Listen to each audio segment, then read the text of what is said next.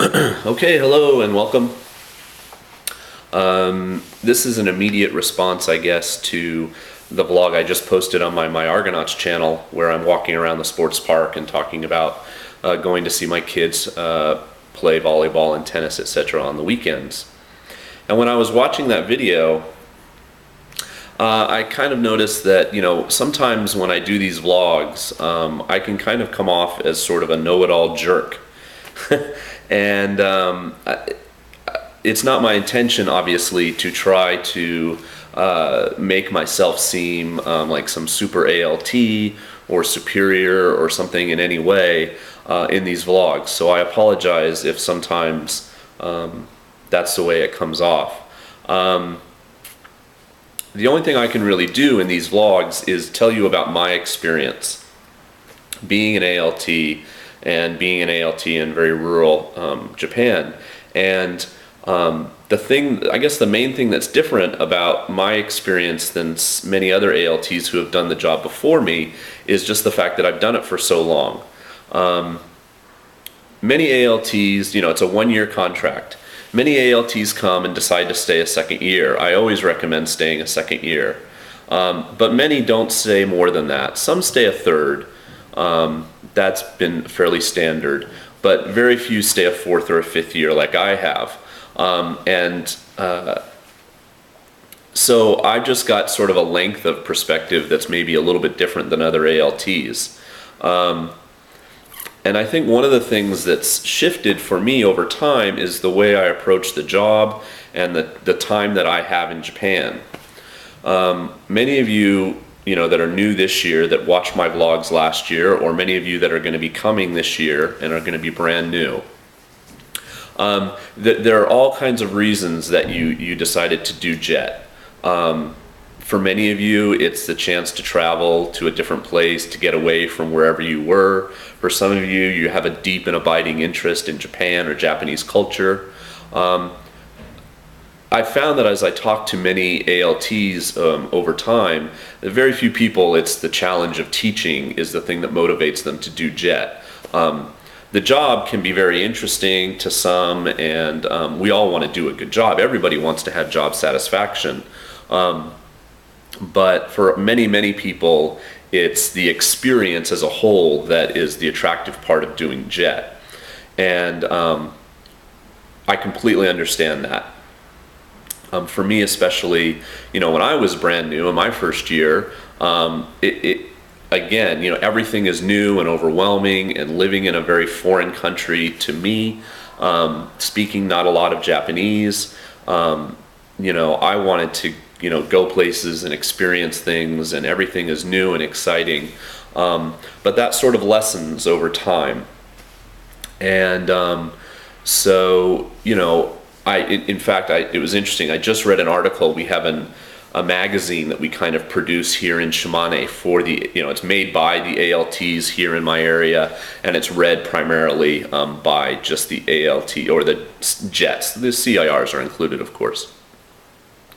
And one ALT wrote an article for the magazine, and she talked about why she decided to stay another year. She was a first-year ALT this year, and she's decided to stay a second year. What she got out of her first year, and what she's looking forward to in her second year. And the article was all about all of the things that she does that aren't job-related. It was all about how much fun she had, with the new friends that she made in her area, how much fun she had traveling, experiencing this or that in Japanese culture, going to festivals, and the things that she wants to still do in her second year, climb Mount Fuji and travel, maybe in other parts of Asia to Taiwan or the Philippines. And it's all basically things that are her own her free time experience. She didn't talk at all in the job about, all in the article, about her job or anything like that. And sometimes I feel maybe in my videos I come off as, trying to make it sound like that's a bad thing, and it's not. That's completely valid. I completely understand that perspective, and I was there once myself too. And whatever reasons you have for staying, whatever reasons you have for going home, they're all valid to me. I really hope that I don't come off as trying to say that that's not important, or that that makes you less of an ALT or something, because that's not my intention. All I can really do in these vlogs is give you my experience, which is different, I think, than some other Jets experiences. And I don't want you to feel like you have to come over and think that you have to do all these things right away when you get here, or God, I used to watch these vlogs by this guy named Jason, and he would talk about doing this and this and this, and if it's just not happening for you, etc. I don't want you to feel like you're somehow less of an ALT or something, because that's completely not what I'm doing. Maybe just in the back of your brain, you can think, oh, Jason, did this, or Jason talked about doing this, and maybe at some point you'll be able to do it too.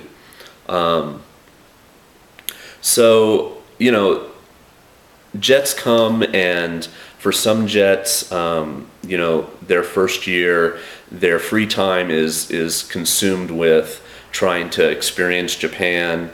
Some Jets spend all their time on Skype, talking to a boyfriend or a girlfriend or a spouse that they left behind, and getting very homesick. Some Jets, they take the opportunity to reinvent themselves.